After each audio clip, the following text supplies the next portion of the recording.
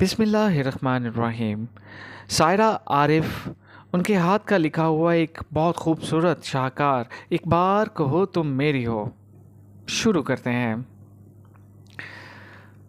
Phone तो काफ़ी देर पहले बंद हो चुका था, मगर वो हनूज फ़ोन सेट के नज़दीक धरी कुर्सी पर गुमसुम उलझा हुआ परेशान सा बैठा था। खैरियत, क्या हुआ? उसके करीब बैठते हुए उसने हैरत से पूछा। अभी कुछ देर कबल तो वो भला चंगा चहक रहा था और अब नक्शा ही बदला हुआ था। अब्बा जी आ रहे हैं, उसने यूं इतला दी थी कि गोया दुश्मन की फौज हमला कर रही है। किसके? उसकी हैरत पर उसने घूर कर देखा। मेरे यार, और किसके? वो झुंझलाया। तो इसमें परेशानी वाली कौन सी बात है? अब्बा जी ही हैं कोई। कुछ कहते कहते रुका। अब्बा जी का एहतराम माने आ गया था। हाँ, अब्बा जी ही हैं, उसने ही पर जोर दिया था। मगर वो ठहरेंगे कहाँ? मेस में यार, कमरा बुक करवा लो उनके लिए। उसके मशवरे पर भी उसका मुंह बिगड़ा हुआ था। 2 कमरे बुक करवाना होंगे। व्हाट? 2? मगर अब्बा जी तो एक हैं, उसने हैरत से सवाल किया था। वो अकेले नहीं हैं, उनके साथ उनका हुक्का हुक्का भरने वाला मुलाजम दीनू, उन्हें दबाने वाला फीका और वो ढेर सा सामान जो वो साथ ला रहे हैं। वो कहाँ खपेगा? मेरे अब्बाजी देहाती बंदे हैं, वो इसका ऐलान फ़ख्रिया करते हैं। मैं इसके बंद कमरों में एटिकेट्स के साथ इन जैसे बंदे का रहना नामुमकिन है, इसीलिए मना करता था। मगर वो तो मेरे इनकार को कुछ और ही समझ बैठे। माँ जी का खदशा दूर करने आ रहे हैं। कहीं मैंने वाकई को खुफिया शादी तो नहीं कर रखी? रोहिल सारी बात समझ गया था और अब खुलकर हंस रहा था। कम ऑन यार, डोंट वरी, मज़ा रहेगा। मुझे भी अंकल से मिलने का बहुत शौक है। जैसा कि तुम बताते हो कि वो सादा मजाज, सच्चे, खरे और अपनी बुनियादों पर फख्र करने वाले हैं, तो ये खसूसियत आज के लोगों में नापायद होती जा रही है। बाकी रहा खुफिया शादी वाला मामला, तो इनका कुछ अंदाज़ा बहरहाल दुरुस्त है। शादी ना सही, खुफिया इश्क तो आजकल खूब फरमा रहे हो बरखुरदार लेफ्टिनेंट मार्शा। रोहिल की आखिरी फिक्रे पर वो तकरीबन उछल पड़ा था। तो तुम ये क्या बकवास है? कौन सा इश्क? खबीस को पता चल गया था। तमाम तरह एहतियात के बावजूद। मेरी जान, इश्क और मुश्क छुपाए नहीं छुपते। यारों से पर्दादारी, सख्त नुकसान उठाओगे। रोहिल इस वक्त उसे चाचा कैदों से भी बुरा लग रहा था।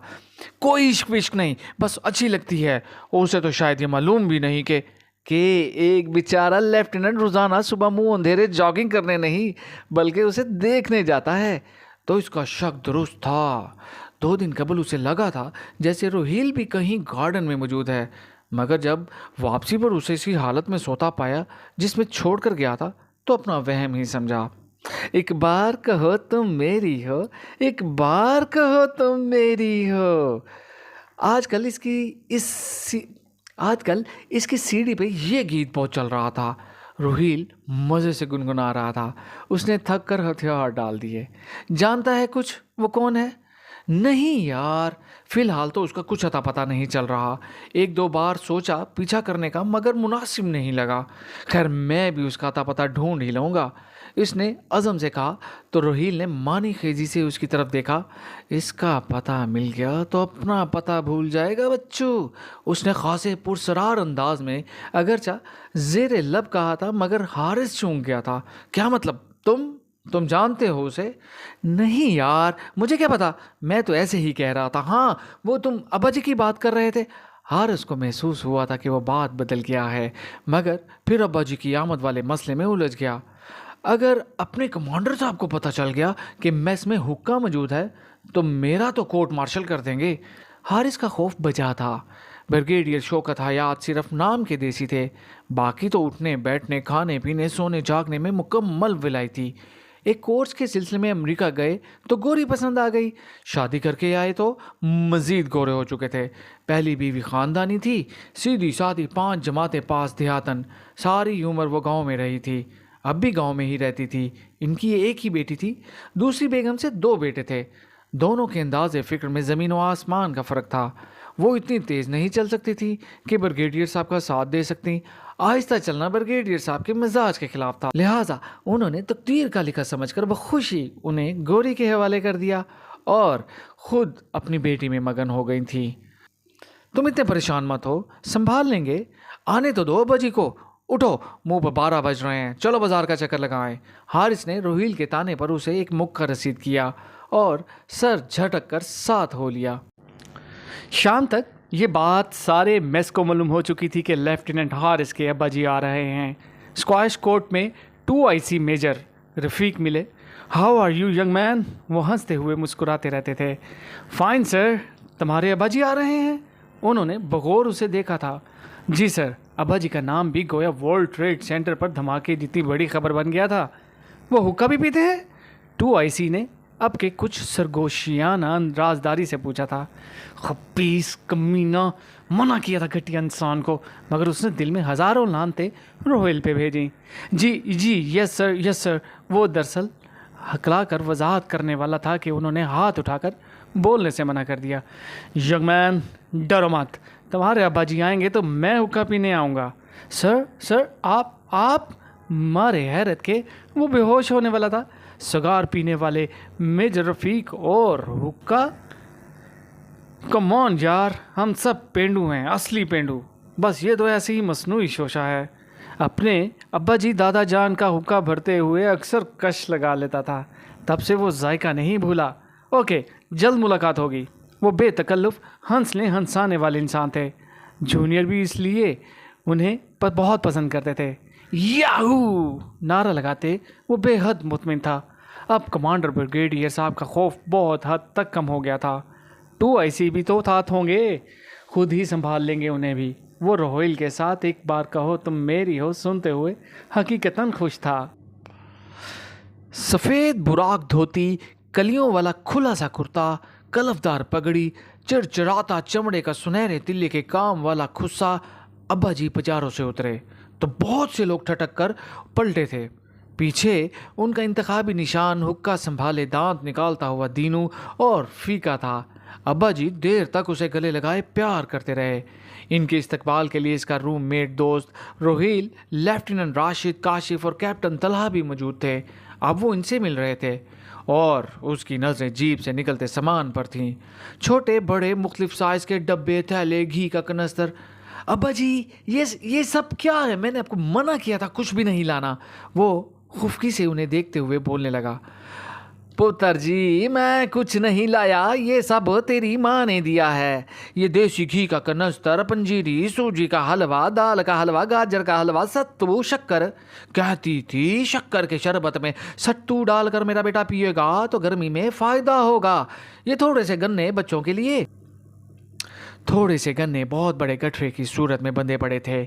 आधा खेत बांध लाए थे अब्बा जी। यार, तुम 2-3 नई यूनिफॉर्म्स का ऑर्डर भी दे दो। इतने सारे हलवे और देसी घी का ये कनस्तर खाकर मौजूदा वर्दी में तो फंसोगे भी नहीं। रोहिल की बात पर क्या उबल पड़ा था। ओए पुत्र, ये अकेले इसके लिए थोड़ा ही हैं, तुम भी तो मेरे पुत्र हो। और सच्ची गल है, इसकी माँ ने तो तुम सब के लिए भी हलवे भेजे हैं, खाओ ऐश करो। याहू अंकल जिंदाबाद। इनके फलक शिगाफ नारे पर वो भी मुस्कुरा दिया था। यार, ये अंकल शंकल बड़ा वलायती सा लफ्ज़ है। मैं पेंडू बंदा हूँ, मुझे बड़ी उलझन होती है, ओपरा ओपरा सा लगता है अपना आप। रात को उनके कमरे में महफिल गर्म थी। सभी अब्बा जी के गिर्द बैठे चने की दाल और गाजर के हलवे से लुत्फ़अंदोज़ हो रहे थे। 2IC साहब वक्तन फ़वक्तन हुक्का गुड़गुड़ा लेते थे और अब्बा जी अपने हम शुगल से मिलकर बेहद खुश थे। रोहिल के कहने पर उन्होंने टोक दिया। फिर क्या कहें अब्बा जी? यस, अब्बा जी इज़ राइट। रोहिल की बात सबको बहुत पसंद आई थी। आहो पुत्र, राइट पुत्र। उनके अंदाज पर सब हंस पड़े थे। वैसे अब्बा जी, ये हारिस तो बहुत डर रहा था आपके आने से। रोहिल ने इसकी तमाम तरह इशाराबाजी कतई नज़रअंदाज करके मज़े से भांडा फोड़ा था। मुझे पता है पुत्र, ये कह रहा था यहाँ हुक्का लेकर मत आइएगा, दाखला मना है। यहाँ हुक्का कोई नहीं पीता और आपके हुक्के की वजह से कमांडर साहब मुझे आर्मी से निकाल देंगे। जैसे हुक्का ना हुआ कोई एटमी ईजाद हो गई। मैं तो हुक्के के बगैर नहीं आ सकता था, अब आगे जो इसकी किस्मत। अब्बा जी को घुमा फिरा कर बात करना नहीं आती थी। वो शर्मिंदा शर्मिंदा सबकी कड़ी निगाहों का सामना कर रहा था। क्यों भाई हारिस, अगर तुम्हारे वाले साहब हुक्का ना लाते तो मैं तुम्हें वार्निंग दे देता। 2IC साहब पर हुक्के का नशा पूरी तरह छा गया था। अब वो क्या कहता, और ये खौफ तो बहरहाल अब भी मौजूद था। अगले रोज शाम को बैडमिंटन खेलने के लिए निकलते हुए वो दुआ कर रहा था कि आज कमांडर साहब ना आए, मगर ये कैसे मुमकिन था कि वो गेम से गैर हाजिर हो जाएं। उनका सख्ती से आर्डर था कि तमाम अफसरान शाम में फिटनेस के लिए गेम ज़रूर खेला करें, और वो खुद भी बाकायदगी से टेनिस खेलने आते थे। गेम के बाद तमाम अफसरान मेस लॉन में बैठ जाते थे और कोल्ड ड्रिंक्स वगैरह पीते थे। आज भी हस्ब मामूल वो लोग गेम्स के बाद कमांडर साहब के हमरा जब मेस दाखिल हुए तो नया ही मंजर सामने था। लॉन में तरतीब से धरी कुर्सियों में से एक पर अब्बा जी बैठे हुक्का पी रहे थे। उनके करीब ही एक वेटर बहुत बड़े पतीले में न जाने क्या घोल रहा था। दूसरा ट्रे में शीशे के नाजुक और खूबसूरत गिलास रखे खड़ा था। यार, ये गिलास नहीं गिलासियां हैं, इनमें 2 घूंट शरबत आता है, बंदे का हलक भी तरना हो। अभी तक हम अंग्रेजों की जूठन से आज़ाद नहीं हो सके। जाओ यार, बड़े बड़े गिलास लेकर आओ, ये पेप्सी नहीं जो इन गिलासों में डालेंगे। What is this? कमांडर साहब का ले जाओ उसकी रूफ ना कर गया था। सर, अब्बा जी, आई मीन सर, मेरे वालिद हैं ये, उसने हकला कर जवाब दिया। ये क्या हो रहा है? ये लॉन है, किचन नहीं। यहाँ बर्तन क्यों पड़े हैं? उन्होंने मेस सेक्रेटरी कैप्टन टल्हा से अंग्रेजी में दरियाफ्त किया था, और इससे पहले कि वो कुछ जवाब देते अब्बा जी ने उसे देख लिया था। ओए आ जाओ पुत्र, आ जाओ, शक्कर का शरबत और सत्तू बनवाया है मैंने तुम सब के लिए। खेलने के बाद इसे पीने से बड़ा स्वाद मिलता है। आ जाओ जवानों। What a nonsense! शक्कर का शरबत, सत्तू! कमांडर साहब बर्फ खोलते वेटर के सर पर जाकर धाड़े थे। बेचारा कामता हुआ अब्बा जी को मदद तलब नज़रों से देख रहा था, जबकि अब्बा जी कमांडर साहब को घूर रहे थे। हारिस ने खुद को कोर्ट मार्शल के लिए तैयार कर लिया था।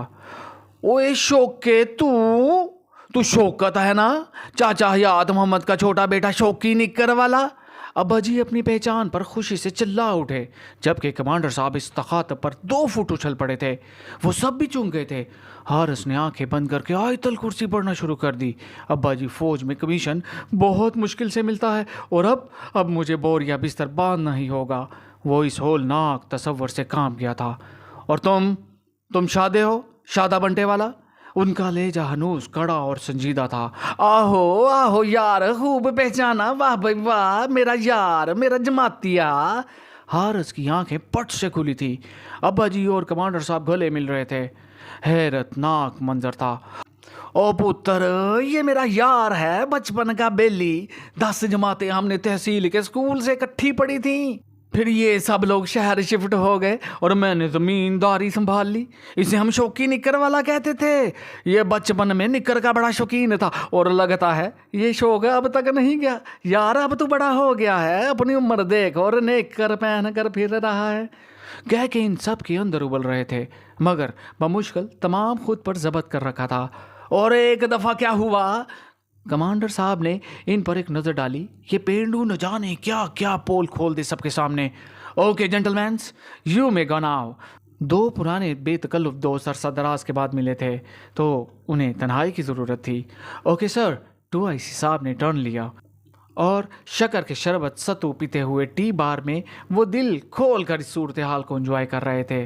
हारिस ने इत्मीनान का तवील सांस लिया था, जबकि 2IC साहब ने दिनों को हुक्का लाने दौड़ा दिया था। अब्बा जी 2 दिन रहे थे, और इन 2 दिनों में मेस वेटर से लेकर कमांडर साहब तक इनकी सादगी और भरपूर तबीयत को एंजॉय किया था। कमांडर साहब ने उन्हें डिनर पर भी इनवाइट किया था, और मज़े की बात यह थी कि शाम को गेम्स के बाद तमाम अफसर शक्कर और सत्तू का शरबत पी रहे थे, जबकि 2IC साहब सगार ऐसे पी रहे थे जैसे हुक्के की नए मुँह में हो। अगले रोज़ वो अलग सुबह ट्रैक सूट पहन कर निकल रहा था, तो पीछे से रोहिल ने पुकारा, इस कुड़ी का अता पता मालूम करने की कोशिश कर, वरना तमाम उम्र एक्सरसाइज में ही ज़ाया हो जाएगी। कैसे मालूम करूं यार, बगैर वाकफियत जान पहचान के क्या कहूं? वो भी इस सिलसिले को आगे बढ़ाना चाहता था, मगर हिम्मत नहीं होती थी। अबे घामड़, अपना तारुफ करवाओ। लड़कियां आर्मी ऑफिसर से बहुत इम्प्रेस होती हैं। देखना, तुम जब उसे बताओगे कि तुम लेफ्टिनेंट हारिस हो, मुस्तकबिल के जर्नैल, तो वो ना सिर्फ अपने घर का एड्रेस दे देगी, बल्कि अपने अब्बा जी को खुद ही राज़ी कर लेगी। रोहिल की बात पर उसने हैरत से उसे घूर कर देखा। वाकई? तो क्या मैं मजाक कर रहा हूँ? अबे, मेरा तजर्बा तुझसे ज़्यादा है। तूने तो अभी पाँव पाँव चलना सीखा है। हाँ, ख़वातीन की जूतियाँ खाने का तजर्बा तो वाकई तुम्हारा बहुत वसी है। वो चिढ़ कर बोला, तो रोहिल उछल कर बिस्तर से निकला। ओए, खबरदार जो माँ बदौलत की शान में गुस्ताखी की, वरना। और वो इसका फिक्रा मुकम्मल होने से पहले ही कमरे से बाहर था।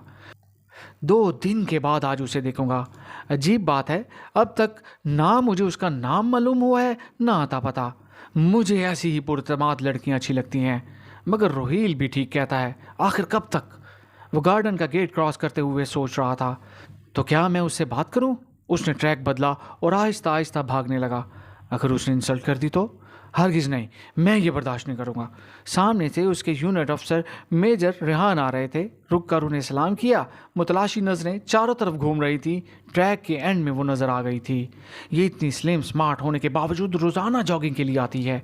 शायद इसकी फिटनेस का राज ही यही है। कनखियों से उसे देखता हुआ वो आगे बढ़ गया था। ग्रे ट्राउज़र शर्ट, पाँव में भारी जॉगर्स, बालों की छोटी सी पौनी जलाती वो वापस जा रही थी। और ये हनूज पिछले 1 माह की तरह उलझन में तज़बज़ब का शिकार था। वो दिल से दुआ कर रहा था कि कोई आसान और सीधा सा रास्ता निकल आए, उससे तारुफ हो जाए, और अल्लाह ने सुन ली। वो गेट पर रुकी काशिफ से बातें कर रही थी। लेफ्टिनेंट काशिफ उसका कोर्स मेट था। मौका नहायत मुनासिब था। वो तेज़ी से उसके पास पहुंचा। हेलो काशिफ, उसने मुस्कुरा कर उसे देखा। ओह हेलो उर्वा, ये क्या लेफ्टिनेंट हारिस हैं, और हारिस ये उर्वा अहमद। उसने काशिफ के बोलने से कबल ही होले से मुस्कुराकर अपना तारुफ करवाया था। क्या मधुर प्यारी आवाज़ है। वो तो जैसे खो गया था उसकी सुरीली मुतरन्नम आवाज़ के जीरो बम में। ओके यार, मैं इसमें मुलाकात होगी। काशिफ के कहने पर वो चूंका और वह अहमद अपनी गाड़ी की तरफ बढ़ गई थी। उसने शर्मिंदगी से सर झटका। ला हौला वला कुव्वता यार, क्या सोचती होगी मेरे बारे में। इतना इल मैनर्ड बंदा। होंकों की तरह उसे देखता रह गया, कुछ बोला भी नहीं। वो खुद को लानत मलामत करता वापस हुआ था। मेरा भी क्या कसूर, उसकी आवाज़ ही इतनी प्यारी थी कि मैं सब कुछ भूल गया। चलो कोई बात नहीं, नाम तो मालूम हुआ, कम से कम तारुफ का मरहला तो तय हुआ। अब मैं खुद उसे हेलो हाय कर सकता हूँ। रात तक कभी खुद को मुलामत करता तो कभी दिल की धड़कनों को एक नए अंदाज में धड़कते पाता। रोहिल कहता था वो मैदान इश्क का नुवारत खिलाड़ी था। ये उसका पहला प्यार था, पहली नज़र की मोहब्बत।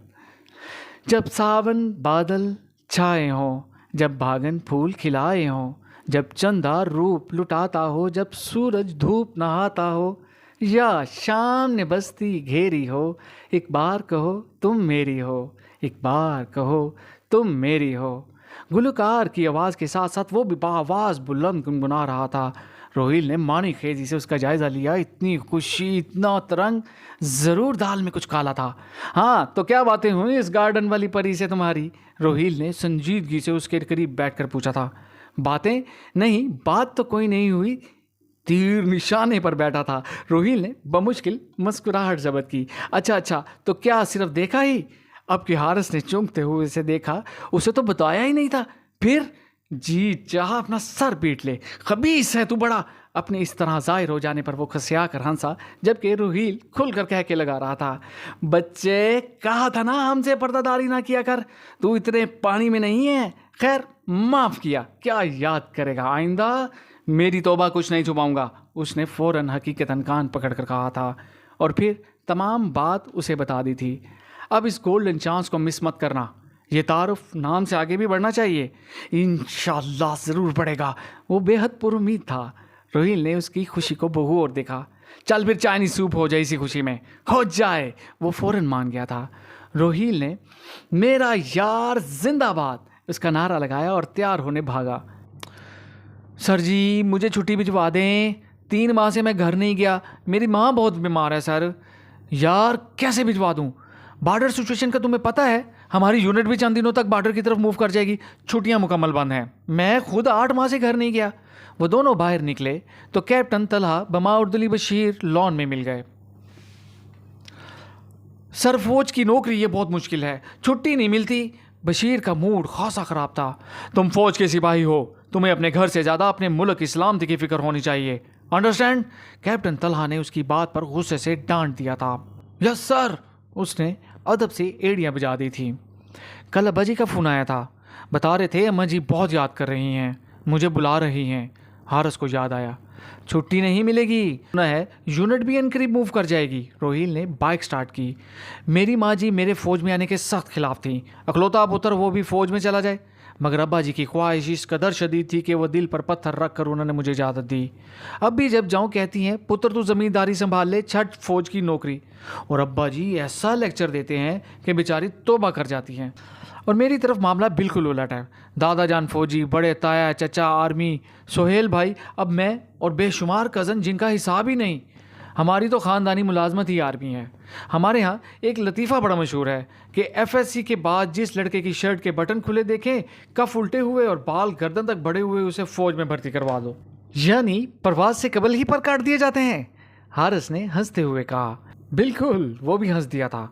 फिर हारिस के पैसों से सूप पीते हुए रोहिल ने उसे उर्वा अहमद से मज़ीद बेतकल्लुफ़ होने के ढेरों कारगर आज़मूदा नुस्खे बताए थे, जो उसने पूरी तवज्जो से सुने तो ज़रूर थे, मगर अमल दरामद किसी पर नहीं होगा ये भी मालूम था।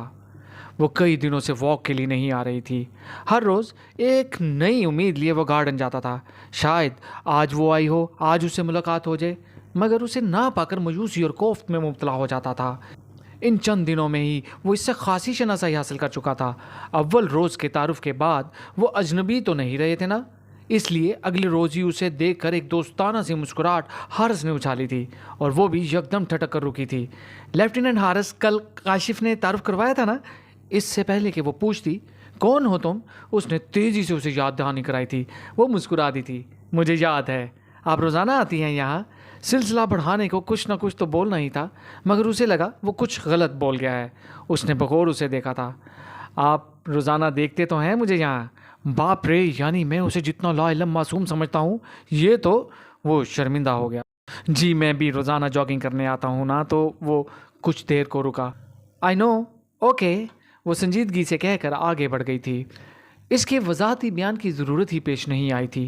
पहले रोज़ तो वो खासा बददिल हुआ था, मगर फिर हर रोज़ ही उसे हेलो हाय कैसी हैं आप जैसे रस्मी जुमले बोलते रहने के बाद इतना तो हुआ था कि अब वो मुस्कुराहट में अजनबियत और कोफ्त नहीं होती थी। उस रोज़ वह पैदल आई थी। कम से कम मेस तक तो दोनों का रास्ता एक ही था। आप कैंट में रहती हैं? उसके साथ चलते चलते उसने पूछा था। जी हाँ, उसने बगौर उसे देखा था। आपके फादर? जी, फौजी हैं, उसने मुबहम सा जवाब दिया था। और जो वो पूछना चाह रहा था खुलकर पूछ नहीं सका। खामोशी से फासला तय हो रहा था और जुदाई की मंजिल नज़दीक हो रही थी। आप पढ़ती हैं? इस वक्त थोड़ा सा ढीठ बनने ही में फ़ायदा था। जी, मेडिकल के 3rd ईयर में। मुस्तकबिल की डॉक्टर, उसने हंस कर कहा। बहन भाई कितने हैं? उसका हौसला बढ़ रहा था। मैं और 2 छोटे भाई। मैस नज़दीक आ गया था। ये इतनी जल्दी रास्ता कट गया। आज पहली बार मैस जल्दी आने पर उसे गुस्सा आ रहा था। आपने इस मेस में जाना था ना? उसने पूछा और इसके साथ ही चलता हुआ गेट से चंद कदम आगे निकल आया था। ओ जी जी, आपने मेरी बातों का बुरा तो नहीं माना? वो ज़ोर से हंस दी थी। नहीं, अल्लाह हाफिज़, और हाथ हिलाकर आगे चली गई थी। वो खुशी से झूमता हुआ अंदर भागा था। उफ़ यार, उसका शजराना सब पूछने की क्या ज़रूरत थी? अपना हाल दिल सुनाता, उसकी सुनता। रोहिल ने सारी बात सुनकर उसे डांटा। आजकल वो उस्ताद मोहतरम था। उर्वा अहमद को हौले दिल, और वो भी पहली मुलाकात में? इम्पॉसिबल। वो इतनी बोल्ड है कि मुखातिब 1000 बार सोचे बोलना क्या है। लड़कियों की यही खुद एतमादी तो मुझे पसंद है। रोहिल ने भी उसकी तायद में सर हिलाया था। मगर उसे अपने जज्बात से आगाह ज़रूर करना चाहिए। यार, एक आइडिया है, तू ऐसा कर। उसने यकदम चुटकी बजाकर कुछ सोचा था। उसे वो नज़म इंशा जी की एक बार कहो तुम मेरी हो दे आई मीन उसकी सीडी गिफ्ट कर दे, खुद ही समझ जाएगी। फिर अगर तेरी किस्मत में हुआ तो वो एक बार की बजाय 3 बार हाँ कहकर हमेशा के लिए तेरी हो जाएगी। रोहिल की ये बात उसे पसंद आई थी। ये नज़म उसे भी बहुत पसंद थी और वो उसे गिफ्ट करना भी चाहता था, मगर कैसे? ऐसा कर, सीडी को गुलाबी फूलों वाले लिफाफे में डालकर पार्टी गेट के अतर में अच्छी तरह तरबतर करके बस एहतराम खिदमत अक़दस में पेश कर देना सुबह। और हाँ, लिफाफे के बाहर धांसू किस्म का शेर भी होना चाहिए। मसलन हाँ, याद आ गया, ए खत खता न करना, कदमों में जाके गिरना। अब चूंकि ये सीडी है तो उसे यूँ लिखा जा सकता है, ए सीडी दगा न देना, कैसेट प्लेयर में सही से चलना, बक्को मत। इस किस्म की घटिया तरकीबों के तुम्हारे दिमाग में कुछ और नहीं आ सकता? अपने ये नजाब मशवरे अपने पास रखो, मुझे नहीं है ज़रूरत। उसने खुफकी से रोहिल को लौटाड़ दिया था। हाँ हाँ, तुम तो बहुत आला ज़ौक़ के आशिक हो, क्या बात है, सुभान अल्लाह। तो खुद ही कोई तरकीब सोच लो। अगले रोज़ उसने नहायत सादगी और एतमाद के साथ सीडी उर्वा को थमा दी थी। उर्वा अहमद ने सीडी थाम कर चंद लम्हे बगौर उसे देखा था। शुक्रिया, उसने हल्की सी मुस्कुराहट से जवाब दिया और चली गई। उसका रद्द-ए-अमल तो हौसला अफजा था, मजीद क्या हो का इंतज़ार था। वो इस रोज़ के बाद से आ नहीं रही थी। हारिस के दिल में वहम और वसवसे सर उठाते। क्या उसे मेरी ये हरकत बुरी लगी? अगर बुरा लगा होता तो वो यकीनन इजहार भी करती, मगर गायब क्यों हो गई है? आई क्यों नहीं? कहीं बीमार ना हो? किससे पूछूं? कमांडर साहब से। रोहिल का जवाब उसे हैरान कर गया। क्या मतलब? उनसे पूछूं? मगर उनका इससे क्या ताल्लुक? उससे नहीं, तुझसे तो है ना। वो कमांडर है, हमारे हर दुख सुख में शामिल होना उनका फर्ज है। और ये दुख जिसने तेरी नींद चैन सुकून सब छीन लिया, उससे बढ़कर और क्या काम होगा? तेरा मसला वो ही हल कर सकते हैं। मजाक नहीं यार, आई एम सीरियस। वो हंस भी नहीं सका। उसकी बात पर अजीब सी उदासी पज़िमर्दगी सी छाई हुई थी। उर्फा अहमद के मामले में काफ़ी संजीदा हो चुका था। रोहिल ने बगौर उसकी संजीदगी मुलाहिजा की थी। अंदाज़ा तो अव्वल रोज़ से था कि यार गोडे गोडे उसके इश्क में गर्काब हो चुका है। उसने कैसेट प्लेयर का बटन दबा दिया। हाँ, दिल का दामन फैला है, क्यों गोरी का दिल मैला है। हम कब तक पीत के धोखे में, तुम कब तक दूर झरोके में, कब दीद से दिल को सेरी हो, एक बार कहो तुम मेरी हो, तुम मेरी हो, तुम मेरी हो।